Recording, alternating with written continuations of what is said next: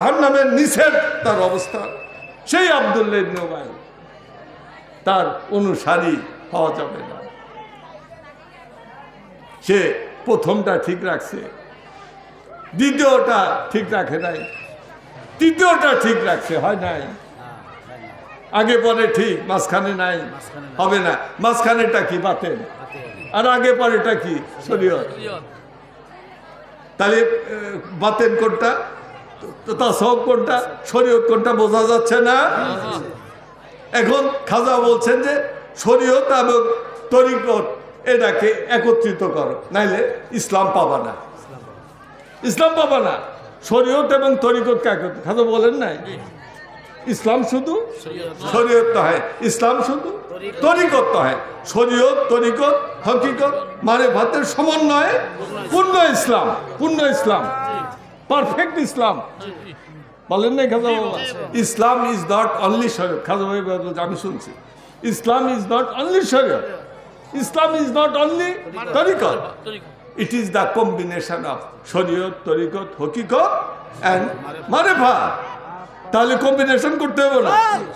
তোমার এই প্রথমটা আর তৃতীয়টা তুমি নিছো, মধ্যটা বাদ দিছো, ইসলাম ইসলাম পাইবে পাবা না। এই মধ্যটাই তো তরিকা, মধ্যমটাই তো হইতেছে এলমে বাতেন, এলমে লাদুন্না। লাদুন্না কও আর লাদুন্নি কও একই কথা। এলমে লাদুন্না আর এলমে লাদুন্নি একই কথা। এই এলমে লাদুন্নির কথা তো আল্লাহ পাক কোরআনে কইছেন, আল্লামনাহুম ইল্লাদুন্না ইলমা। এখানেই তো লাদুন্না, এলমে লাদুন্না। হযরত খাজা খেজর আলাইহিস সালামকে আল্লাহ পাক বাতিনি এলেম শিক্ষা দেন নাই? ওই কথাই তো কোরআনে আল্লাহ পাক বলছেন, কয় যে তাসাউফ খুঁজে পাই না, তাসাউফ তো কোরআনের ভিতরেই। এগুলো যদি না বোঝা যায়, কত আর বুঝানোর দরকার, বোঝা যাবে কি করে?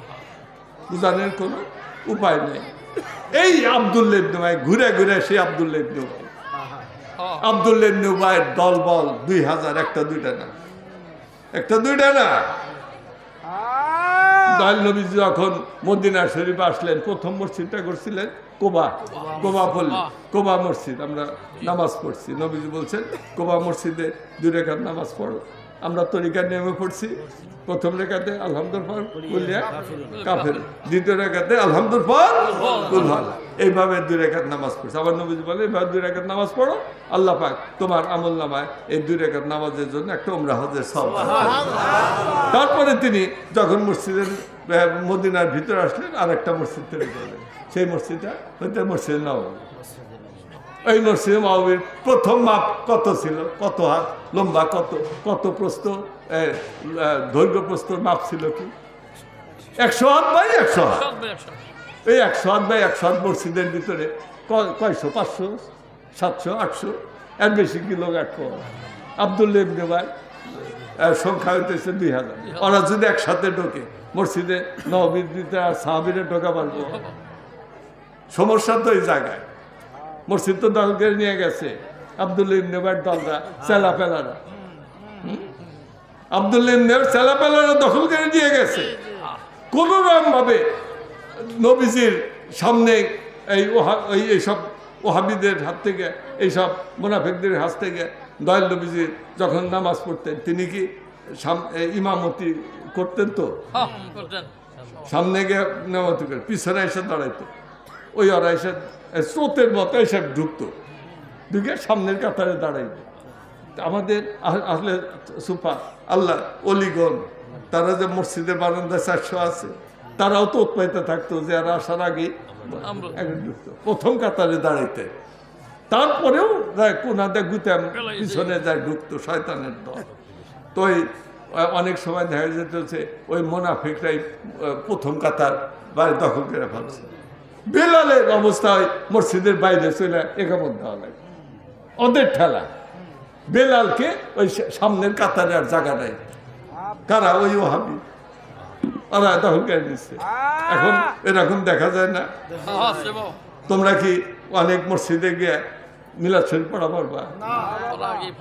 তোমরা কি কইবে যে হুজুর কোরআনে আল্লাহ পাক বলছেন যে তোমরা আল্লাহ পাক কোরআনে বলছেন ইজা কাদাতুমুস সালাতা ফাজকুরুল্লাহ কিয়ামান ওয়া কুদা ওয়া আলা জুনুবিকুম, তোমরা যখন নামাজ শেষ করো তখন দাঁড়ায় বসে সাহিত্য অবস্থা আল্লাহর জিকির করো।